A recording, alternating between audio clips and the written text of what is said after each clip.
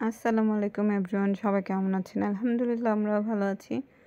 তো চলে আসলাম একটি নতুন ব্লগে আপনাদের সাথে বন্ধুরা শেয়ার করার জন্য। তো এই যে সকাল সকাল হচ্ছে আমার মামি বাজারে চলে গিয়েছিলেন, আমরা ওনাদের বাসায় আজকে সকালে এসেছি। তো আমাদের দেখে উনি তাড়াতাড়ি করে বাজারে চলে যান। তো বাজার থেকে এখানে ইলিশ মাছ নিয়ে আছেন, নদীর ইলিশ একদম ফ্রেশ। দেখতেই পাচ্ছেন বন্ধুরা, দেখতে অসাধারণ লাগছে। আর তারপরে আছে এখানে হচ্ছে চিংড়ি মাছ। তো এইগুলো একদম ফ্রেশ বন্ধুরা, দেখেন। আর এই চিংড়িগুলো হচ্ছে টাটকা নদীর ছিল। তো এগুলো আমার মামি হচ্ছে নিয়ে আসেন। আরও আছে পাশে বাটা মাছও আছে। তো সকালবেলা হচ্ছে বাজারে তাড়াতাড়ি করে চলে গিয়েছেন। তো এগুলো এখন প্রসেসিং করে তারপরে রান্না করা হবে বন্ধুরা।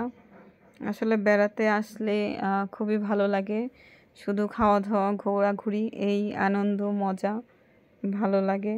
তারপরে এদিকে আরও আছে মুরগি। এই যে মুরগিগুলোকে পাগুলো আলাদা করে নেওয়া হচ্ছে।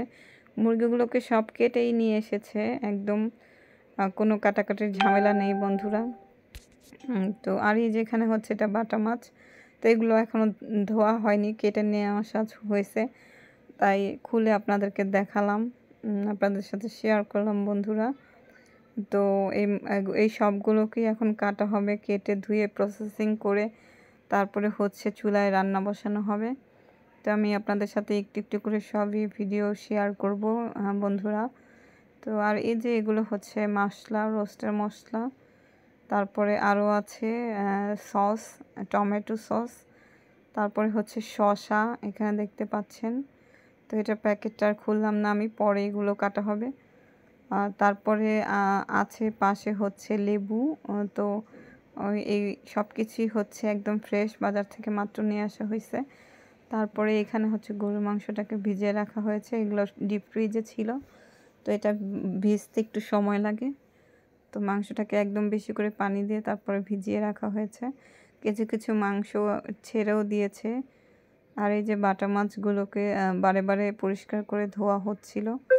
আর এইদিকে হচ্ছে পেঁয়াজ কাটা হচ্ছে। তো রান্নার জন্য সব কিছু রেডি করা হচ্ছে। আর এইদিকে হচ্ছে বুড়ি নাস্তা করছিল সকালবেলা। তো সে পরোটা ভাজি খুবই পছন্দ করে। তো আমি তার সাথে কথা বলছিলাম যে তুমি কি খাচ্ছ, সে বলল যে আমি নাস্তা খাচ্ছি। আর তার খুবই পছন্দের একটা খাবার পরোটা আর ভাজি। সে এটা হলে নিজে নিজে একা একাই খায়, মানে তাকে খাবার খাইয়ে দিতে হয় না। আর এইদিকে হচ্ছে অনেকগুলো পেঁয়াজ কাটাকাটি করে নেওয়া হলো। ভিডিওটি কেমন লাগলো অবশ্যই কমেন্ট করে জানাবেন। আল্লাহ হাফেজ।